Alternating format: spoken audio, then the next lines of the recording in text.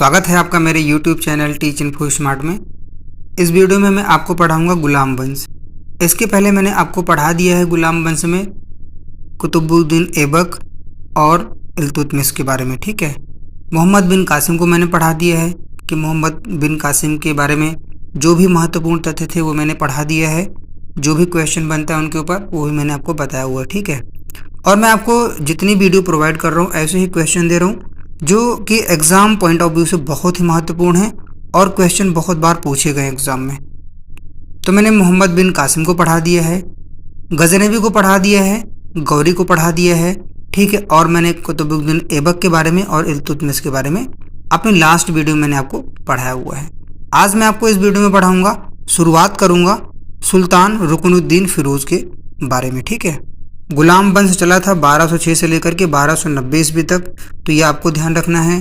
ठीक है, इसे मामलुक वंश भी कहा जाता है, इसे दास वंश भी कहा जाता है, तो ये आप ध्यान रखिएगा। ठीक है, तो देखिए महत्वपूर्ण तथ्य मैं आपको बताता हूँ सुल्तान रुकनुद्दीन फिरोज़ के बारे में। तो जो सुल्तान रुकनुद्दीन फिरोज़ है ये 1236 ईस्वी में जो है गद्दी पर बैठा था, ये आपको ध्यान रखना है। ठीक है, तो देखिए मैंने पॉइंट वाइज लिया हुआ, जितने भी मैंने इसमें तथ्य लिया हुआ है सब पॉइंट वाइज है और सभी महत्वपूर्ण हैं, आपको बहुत ध्यान से पढ़ना है। लिखा हुआ है रुकनुद्दीन फिरोज 1236 में अपनी माता शाह तुर्काना के संरक्षण में सुल्तान घोषित किया गया था। ठीक है, ये ध्यान रखिएगा। देखिए 2 में लिखा हुआ है रुकनुद्दीन फिरोज की आलसी और विलासी प्रवृत्ति के कारण यह किसी भी शासन के कार्यों में भाग नहीं लेता था, जिसके चलते अधिकारी वर्ग के लोग जनता पर हावी हो रहे थे। तो बिल्कुल ऐसा होता है, आपको ध्यान रखिएगा। अगर आप कोई चीज़ दूसरे से करवाना चाहते हो तो पहले आपको वैसे ही डिसिप्लिन रखना होगा। ठीक है, तो देखिए राजा का काम जो होता है, अगर राजा के अंदर में डिसिप्लिन नहीं है तो वो कैसे अपने जो प्रशासनिक अधिकारी हैं उनके ऊपर कंट्रोल रख पाएगा। ठीक है, और देखिए यहाँ पर जो रुकनुद्दीन फिरोज था वो आलसी था। ठीक है, और विलासी प्रवृत्ति का था, उसकी थोड़ा सा जो है जो नेचर था वो भी गलत था। तो ये आपको ध्यान रखना है बहुत ध्यान से।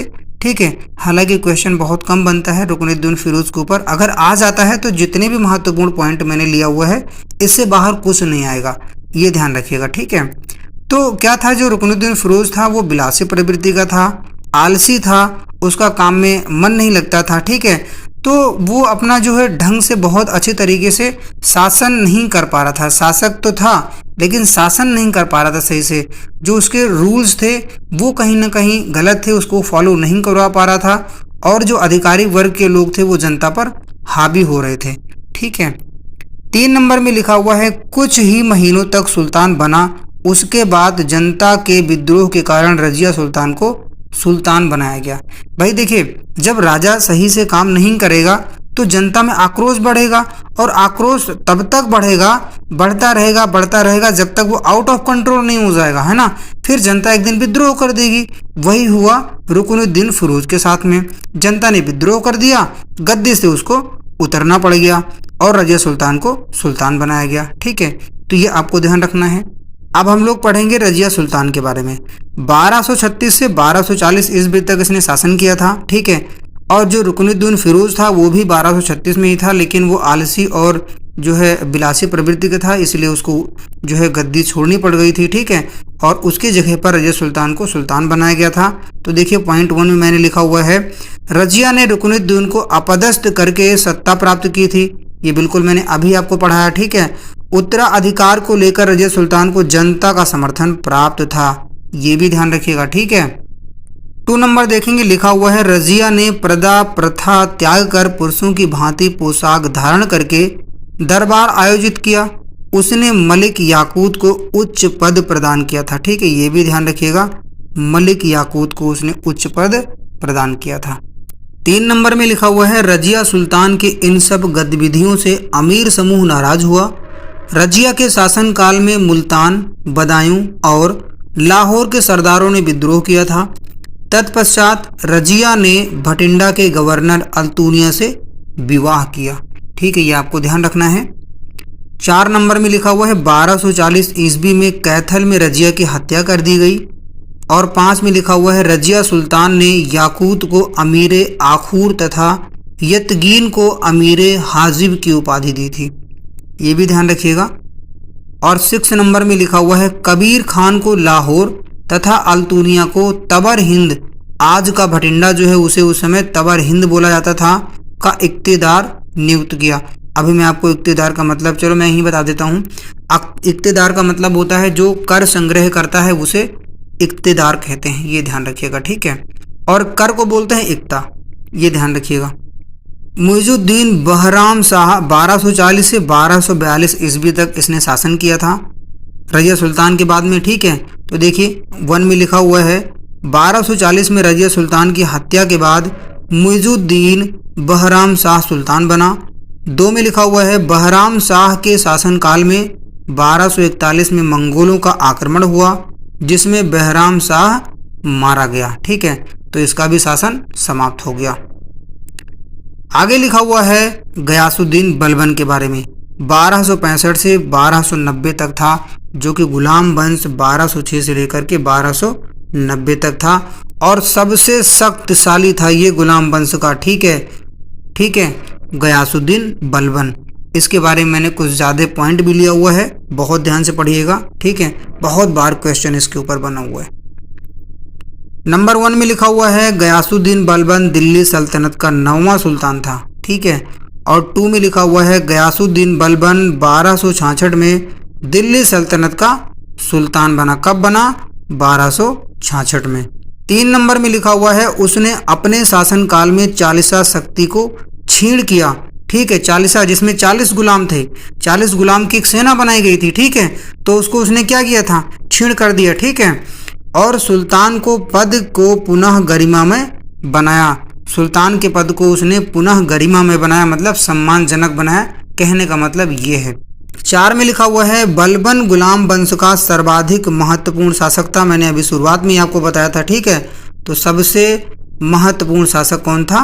बलबन, जिसके बारे में अभी आप पढ़ रहे हो।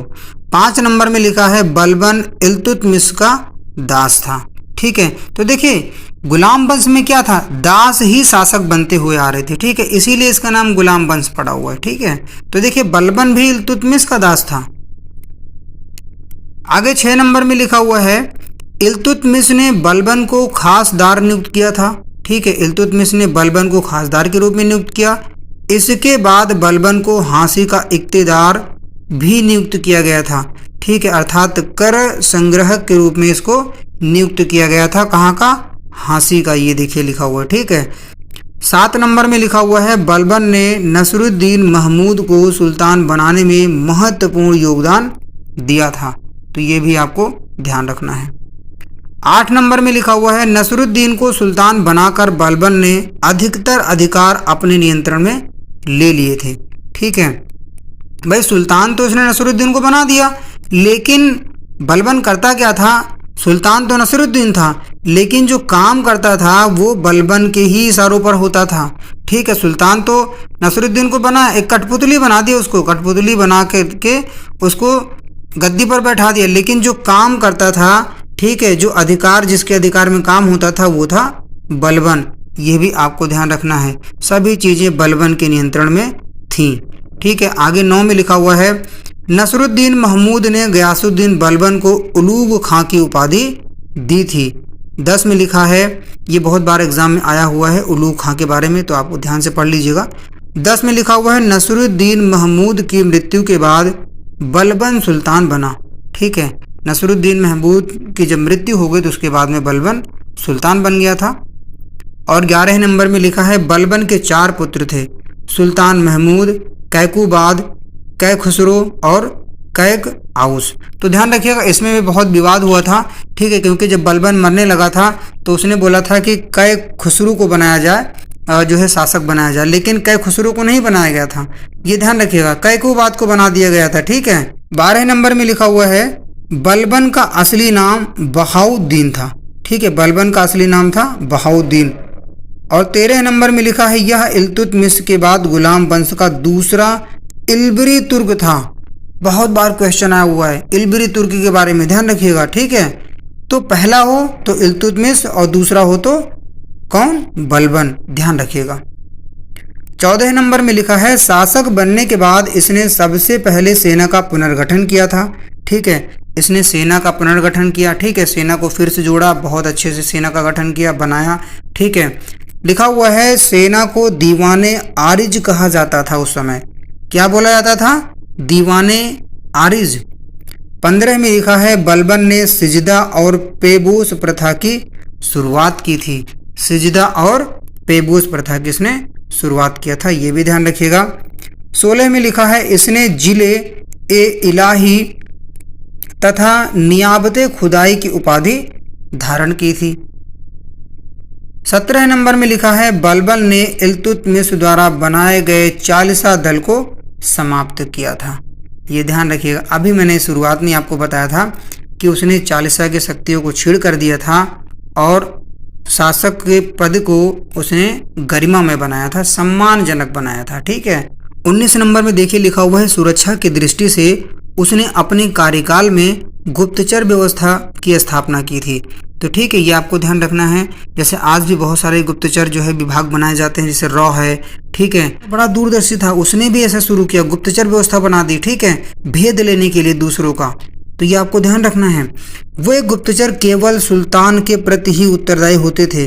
जो गुप्तचर थे, अगर कोई उनसे कोई क्वेश्चन कर सकता था तो वो जवाब सिर्फ शासक को देते थे और शासक ही उनसे कोई प्रश्न कर सकता था। ऐसे गुप्तचर थे, ये आपको ध्यान रखना है। उसने सख्ती से शासन किया, सख्ती से, ये भी ध्यान रखना है। बहुत जो है कड़े स्वभाव का था वो, उसके जो नियम थे वो बहुत सख्त थे, ये ध्यान रखिएगा। 20 नंबर में लिखा है उसके कार्यकाल में मदिरा पर प्रतिबंध था, उसने निरंकुशता पूर्वक शासन किया, ठीक है। तो उसको कोई मतलब नहीं था, इतना निरंकुश शासक था। अगर आपने गलती किया है तो सजा, अगर फांसी है तो फांसी होगी, सर काटना है तो सर कटेगा, ठीक है। तो कहने का मतलब ये था बहुत निरंकुश था वो, उसको कोई प्रकार का डर नहीं था, किसी प्रकार का कोई अंकुश नहीं था उसके ऊपर, ठीक है। तो ये आपको ध्यान रखना है, जो उसके मन में आता था, जो नियम बनाना होता था वो बना देता था। 21 नंबर देखेंगे, लिखा है 1287 में मंगोलों से लड़ते हुए बलबन की मृत्यु हुई।